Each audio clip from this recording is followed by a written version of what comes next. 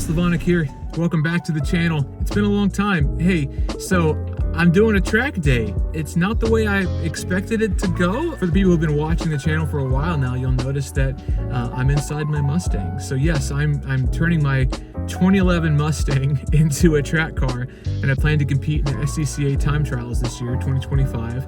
And so tonight is the first time I'm taking it out on track. I'm at MSR Crescent in Crescent, Texas. It's a SCCA track night in America.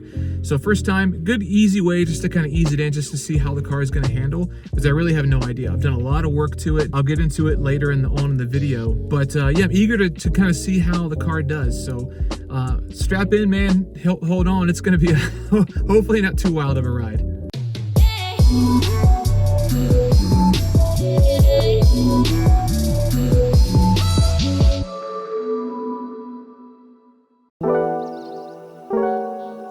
As you can tell maybe you can tell by the mess behind me, I am up to something. If you've been following this channel for even a shorter period of time, you'll know that I've got this infatuation with this Mustang behind me. You can't really see it, it's kind of washed out in the light back there.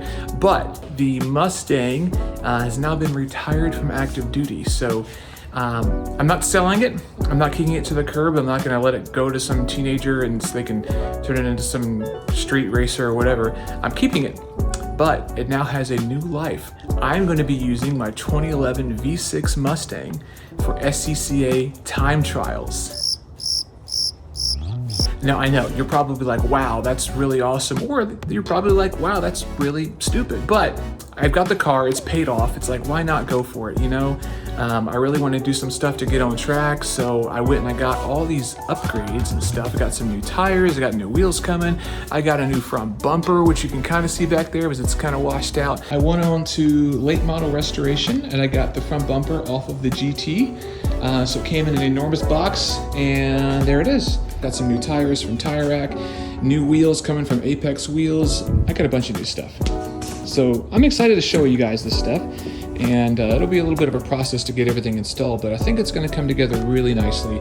And even if this thing fails miserably at being a time trial car, I think it's still going to be a pretty awesome looking Mustang. Never mind all my cat stuff. I got a little cat village going on here, but yeah, they sleep in here too. But yeah, here we go, man. This is going to be something awesome. Hopefully, maybe, probably. One last look at the Mustang in its current V6 front bumper configuration. Okay, that's enough.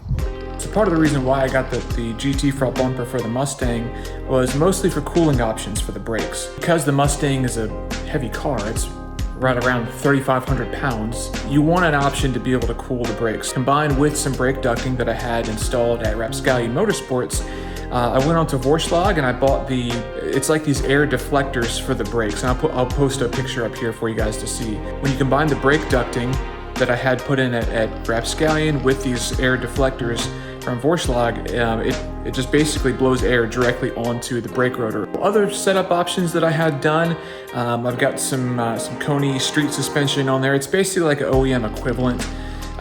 Just because with the class that I'm running in time trials, they don't really allow you to do anything too crazy in terms of setup. I'll do another video showing kind of a deeper dive. Sorry, my cat is here, I think. Anything else? No? I'll do a deeper dive on the Mustang in a separate video. I'm not gonna claim that I did a big chunk of the work or really much of the work. I took it to Rapscallion Motorsports over at Crescent. The crew over there are incredible. They're a full-blown race shop. They did incredible work with the car. They did pretty much everything over there. They handled pretty much all the recent work in terms of the suspension work, putting the new brake rotors and calipers on. A friend of mine, Mike Bond, did that for me. But yeah, it's been a combined effort to do a lot of the stuff. I really didn't do too much just because I'm not gonna claim that I'm a mechanic. I'm not. I really don't know much about cars. I'm learning, but since Time Trials is really ramping up, it's starting soon, I don't have a ton of time to be learning and making mistakes on the fly and then going out there and wasting a bunch of money. So it's best to just trust it to the pros, people who've been doing this for a lot longer than I have. Going into this track night in America, it was with its first time being on track, and also my first time being on track in probably 9 months. This was basically a chance to give the car a full shakedown. I've done a lot of work, or I've had a lot of work done to the car.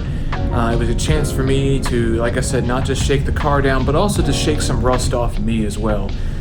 The first session went well. I was pretty cautious, as you should be when it's kind of your first time testing a car and also your first time on track in a long time. Second session, I started to hit it. Things were looking really good and the lap times really started dropping.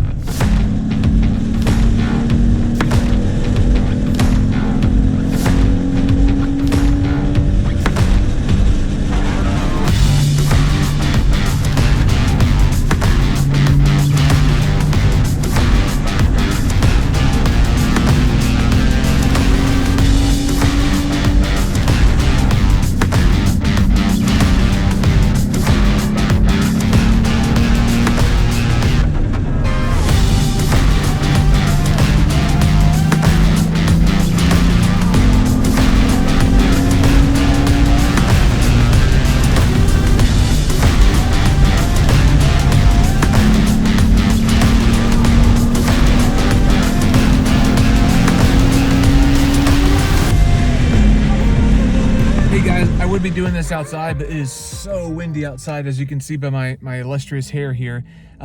Just finished the second session and noticed some leaking fluid out of the back of the car. It looks like it's coming out of the diff.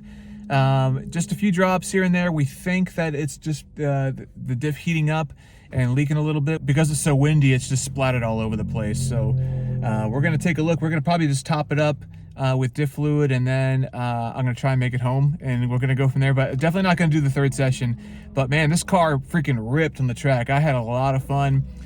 Shaved a lot of time off from when I first started the sessions. So overall, it was a success. The car didn't burn down.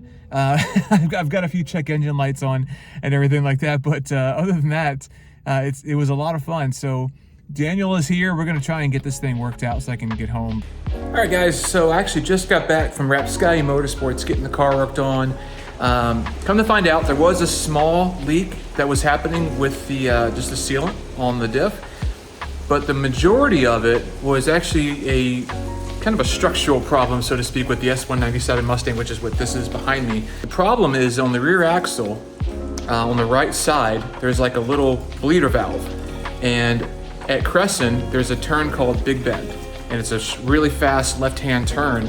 The car does fine with that, but the problem is whenever I make that turn, all the fluid, all the diff fluid goes over to the right side and it starts coming out. It's gonna be an ongoing issue until I do something about that. So I actually found on LMR, Late Model Restoration, that there's actually like some hosing that you can put. It's like a rear axle vent hose or something along those lines. I'll put a shot of it up here. Basically what that allows the diff fluid to do is it gives it a place to go. Whenever you make those hard left-hand corners, it gives the fluid a place to go, and then whenever you straighten back out, it should flow back down into the rear axle. That's what it should do. And I think what I may end up doing is, if I end up going that route, I'll put a little bottle up there too, just like a reservoir with a vent of some sort to allow it to breathe and everything, so the fluid can go back down and gravity can do its almighty work. So that's where we're at right now with developing the car. That's really the ongoing issue that I want to try to resolve before I start getting too involved with time trials and everything like that. So anyone else out there dealing with or interested in taking their S197 out for a track day or time trial or anything like that, definitely something you want to keep in mind as you move forward with that. And now comes the fun part. I'm actually going to be putting these number plates on the side of the car. Hope you can see this. These are made by Track Placks, local company here in Texas. They did a fantastic job with making sure that they were balanced right. Obviously, you want to have the flag always facing forward. So this would go on the right side of the car, so the flag always faces forward. And then with this being on the left side of the car, in the front of the car facing that way, the flag always faces forward. And if you have a flag that has a star on it, the star always goes forward. That's a little bit of this behind me talking here. So a little bit of Army service, the things you learn whenever you're wearing like the flag on your shoulders and everything like that. The star is always faced forward, and you never want your name in front of the flag just because that's not correct. So we're gonna get those put on the side of the car today, finally, and get this thing into shape for time trials coming up.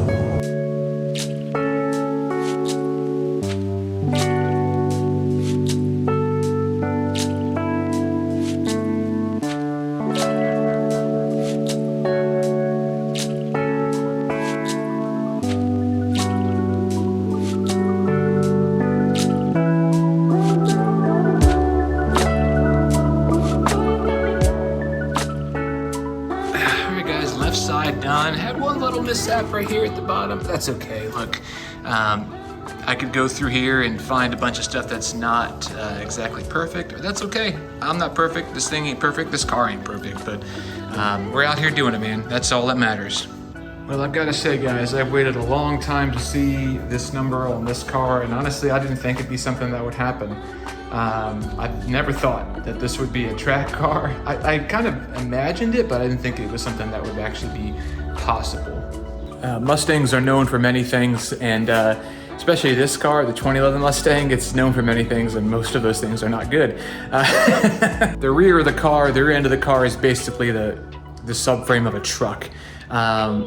It's not a car that was ever really designed to go in tight corners as fast as possible. It's designed to go in a straight line as fast as possible.